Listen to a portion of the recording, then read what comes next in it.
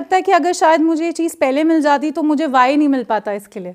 तो आज जो मुझे वाई मिल पाया है because of all the failures, so I would like to thank all the failures which I had seen. So nice. When I faced so much of failures in the civil services in UPSC, so like I could not clear for 3 times. So I think that thing made me realize that now I really want to do it because this is something which is actually doable and I can do it. So मुझे Y का reason तब मिल गया failures के साथ. कह सकते हैं कि कोचिंग का भी एक अहम रोल है, लेकिन मुझे लगता है at the end of the day कि आप उससे कितना मैक्सिमम आउटपुट जनरेट कर पाते हैं, आप कितना अपना मैक्सिमम सेल्फ स्टडी कर पाते हैं, तो वो ज़्यादा इंपॉर्टेंट है. डेफिनेटली कोचिंग से आपको एक कंसिस्टेंसी मिलेगी डेली बेसिस पे, आपको गाइड्स मिलेंगे, आपको आंसर एनालिसिस मिलेगी, लेकिन एट द सेम टाइम अगर आप खुद से उसको अच्छे से एनालिसिस नहीं, अध्ययन नहीं कर पा रहे हैं, तो आई थिंक फिर कोचिंग का रोल इतना रेलिवेंट नहीं रहता.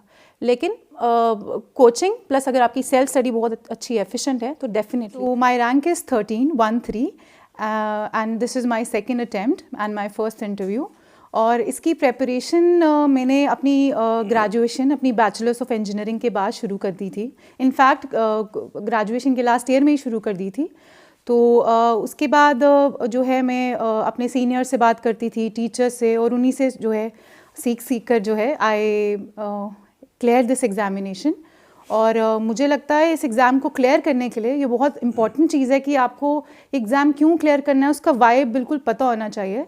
So I think a student must focus on why he or she wants to become a civil servant. Definitely मैं मैसेज यही देना चाहूँगी स्टूडेंट्स को, पेरेंट्स को कि पहले तो बिल्कुल अगर आप इस सर्विस में आए तो congratulations, you have chosen a very great service sector. लेकिन ये बहुत ज़रूरी है कि इस सर्विस में आने से पहले आपको वाई रीज़न बिल्कुल पता होना चाहिए. तो पहले सिलेबस या टेस्ट सॉल्व करने से पहले 1-2 महीने आप वाई को ही ढूंढते रहे कि आप करना क्यों चाहते हैं, ताकि जो जितना ये प्रेशर है, जितने साल की जो मेहनत है, आप कंसिस्टेंटली जो है कर सकें अगर आपको वाई पता होगा. और पेरेंट्स को मैं ये कहना चाहती हूँ कि अगर आपके the preparation for this service can take few years और इवन मैनी ईयर्स, सो इसलिए पेरेंट्स को बिल्कुल सपोर्टिव होना चाहिए अगर स्टूडेंट्स उनके जो चिल्ड्रन हैं they are willing to study hard. So बस मैं ये कहना चाहूँगी और सोसाइटी के लिए जनरली देना चाहती हूँ कि जो सिविल सर्विस स्टूडेंट्स हैं उनके लिए थोड़ा सा उनको कंपैशनेट होना चाहिए, जजमेंटल नहीं होना चाहिए, और यस अप्रिशिएट करना चाहिए किसी की भी एफर्ट्स. मैं कहूँगी वाई का कारण तो मुझे पहले नहीं पता था, और लेकिन वाई का कारण मुझे सर्विसेज में आने के बाद पता चला. आई थिंक मे बी शायद कुछ 1-8 साल पहले मुझे रियलाइज़ हुआ कि मैं आखिर ये क्यों बनना चाहती हूँ. तो पहले मे बी शायद मेरी मदर की तरफ से एक झुकाव था इस सर्विस की तरफ, तो मैं काफ़ी अट्रैक्टेड थी इस सर्विस के लिए.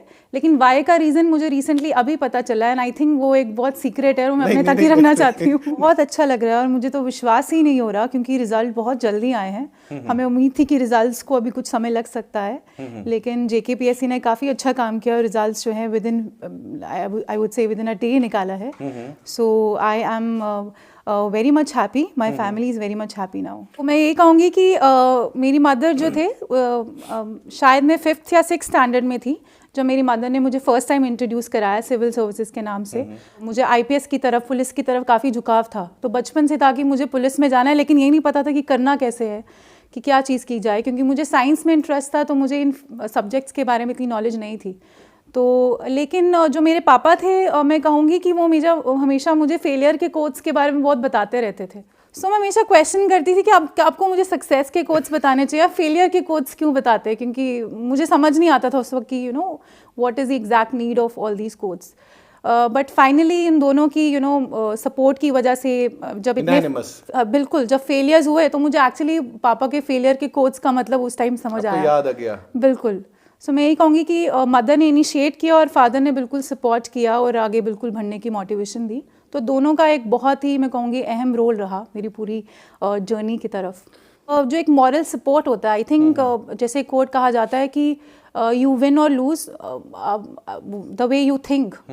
सो मे बी अगर आपकी फैमिली में वैसा मॉरल सपोर्ट है जो आपको कंटिन्यूस मोटिवेट करता है, तो आई थिंक डेफिनेटली फैमिली का सबसे इम्पोर्टेंट रोल है इसमें. वैसे मैं घबराई तो नहीं थी, मेरा इंटरव्यू काफ़ी अच्छा चला. क्योंकि जो पैनल मेंबर थे, चेयरमैन सर, मुजताबा सर, रज़ा सर और एक मैम भी थे, वो काफ़ी बहुत कॉर्डियल थे. तो क्वेश्चंस काफ़ी एक्सपेक्टेड भी थे क्योंकि मैंने उस तरीके की तैयारी काफ़ी कर ली. तो शुरुआत जब मैंने अपने नाम से की, अपना इंट्रोडक्शन दिया, सो चेयरमैन साहब he asked me that your name is Aarushi. तो आपने आरुषि हत्याकांड के बारे में तो ज़रूर सुना होगा, तो उसके बारे में कुछ बताइए। तो ये क्वेश्चन काफ़ी ऐसे डिफरेंट था, लेकिन मैंने उसको काफ़ी अच्छे से आई approached it. Then finally he asked about my surname Sabharwal. It's a very unique surname. So you belong to Punjabi origin. So why we don't find much Sabharwals in Jammu? Then he asked about my engineering, instrumentation engineering, some details about it, few questions on it. And finally he asked few questions about my optional geography. मैंने कुछ समय के लिए एक private coaching institute से coaching ली थी. उसके बाद मैंने बाकी सारे जो कंपोनेंट्स हैं मैंने अपने सीनियर्स के साथ, टीचर्स के साथ डिस्कस करके, खुद सेल्फ स्टडी करके I prepare all the notes. और उसके बाद I took few tests from online resources from Delhi institutes. And for the mains I joined a local institute for the mains test series. And finally for the interview, I tried a very different kind of option. I used to do audio mocks on telephone. So we had a team whereby I used to discuss all the questions with my friends on telephone. So this was a very interesting thing which actually helped me to crack the interview. I think definitely हर इंसान grow करना चाहता है, तो अगर मुझे आगे opportunity मिलती है तो definitely I would try to go for UPSC. But till now I really want to join this services eagerly and want to work for it. कल तक जब तक रिजल्ट नहीं आया था तो मैं तो अपने फादर को ये कह रही थी कि मुझे कोई भी रैंक मिल जाए I would be equally satisfied. But definitely मुझे लगता है जो भी अकॉर्डिंग टू माई रैंक मुझे सर्विस मिलती है I would serve it to my best possible manner. मुझे लगता है कि मैं मंजिल के बारे में ज़्यादा सोच नहीं रही. I am really enjoying the whole journey, the whole process. और कहीं ना कहीं मुझे पूरी सिविल सर्विसेज की जर्नी ने ये चीज़ सिखाई है that you have to enjoy the means more than the end destination. So I think currently I am not thinking about any particular destination. I am very happy with the whole journey, whole process. जैसे एक coat होता है निष्काम कर्मा, जो भगवद गीता में होता है, that you always should think about your inputs rather than the results. So I made my 100% efforts. I did not thought about any of the results or anything. Even in the morning when the results came, I was very calm. My father and my mother, they were very thrilled. They were like, my mother was screaming with joy. But I was very calm because I think I always worried about my personal best efforts of mine. So अभी भी मैं सिर्फ अपनी journey के बारे में ही सोच रही हूँ, कोई एक पर्टिकुलर डेस्टिनेशन नहीं है.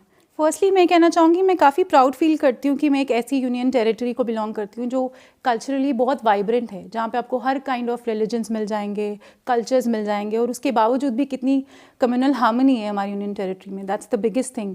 So I think I believe my society as such is very vibrant. And कहीं ना कहीं इतनी वाइब्रेंट सोसाइटी में काम करने का भी अलग मज़ा है, जहाँ पे पीपल आर सो एक्सेप्ट, मतलब they have that acceptance power, they have that tolerance power. So definitely I think इस सोसाइटी में जो थोड़ी बहुत चीज़ें हैं जो मुझे लगता है जिन पे मैं काम करना चाहूँगी, जैसे कि in the works of education and for the housing sector, for the skill sector, तो डेफिनेटली उन सेक्टर्स में मैं काम करना चाहूँगी.